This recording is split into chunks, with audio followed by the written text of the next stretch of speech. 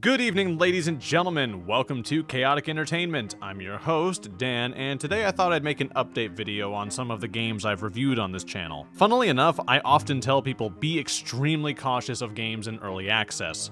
The realm of early access is a place of cash grabs, unfinished products, and hentai solitaire simulators for some reason. For that very reason, I usually avoid the place unless I need something to make a video about.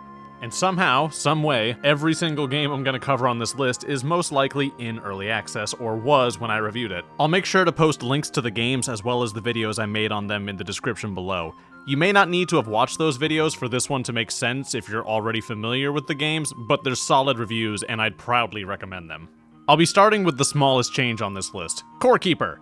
2D Minecraft recently collaborated with Terraria and they added in the Slime King as an available boss fight.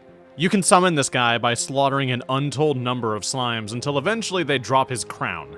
He's considered a mid-game difficulty boss with his own unique loot, which is nice. As a boss though, he's really not that interesting. There were already 3 giant slime bosses in Core Keeper with their own unique mechanics, and the Slime King doesn't really do much to expand upon that. His whole deal is spawning endless hordes of small blue slimes that'll attack and body block you during the fight. It's an okay boss fight, but it's definitely not as exciting as I wish it had been. But the fact this character exists now is a big deal because Terraria is a massively known title. For Core Keeper to be openly noticed and supported by it is a major thing for this game, something that everyone should be excited for. Core Keeper is still a relatively unknown title, something that I hope changes in the near future, and this is a major step on that road.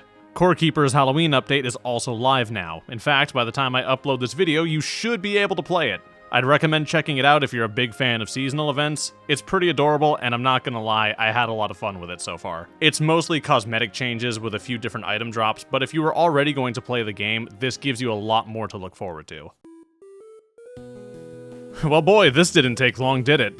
I uploaded my Dead Estate video only a couple of weeks ago, and there's already some significant updates on the horizon. The fine folks at Milk Bar Lads and Two Left Thumbs released an extensive roadmap of the game's upcoming content. Available now in the beta branch is the game's new home theater update, which lets you view the stories of how each character ended up in the mansion where the game takes place. They've also added a hidden merchant who sells random items. If that wasn't cool enough, they're also working on adding a bunch of new bosses, and some new enemies are already in the game, including this one.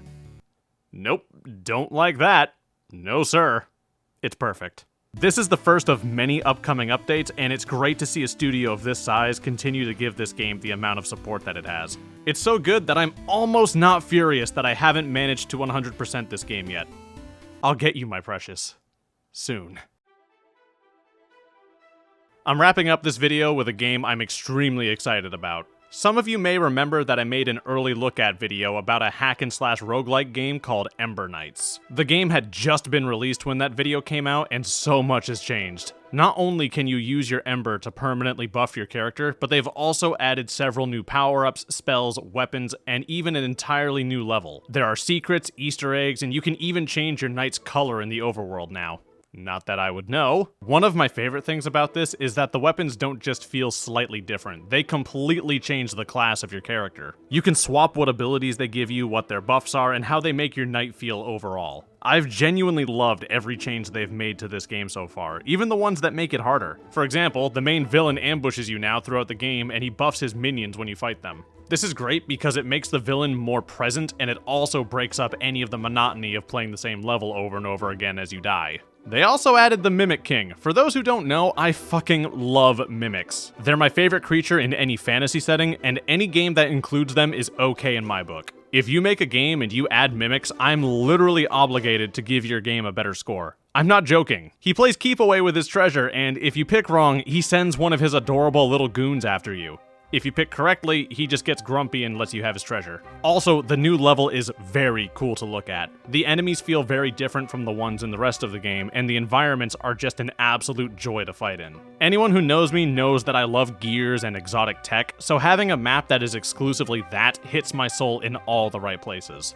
The bosses for this level are challenging, and you won't beat them if you can't keep calm and focus on your surroundings. It all looks and feels unique, but it still meshes with the game's art style and aesthetic pretty well. All in all, I'd highly recommend that you try it out, and I'd ask that if you enjoyed any of these games I've mentioned, then to please check them out again. Games that are given love and support by their developers are a rare treat these days, and it's a behavior I think we should all be striving to reinforce.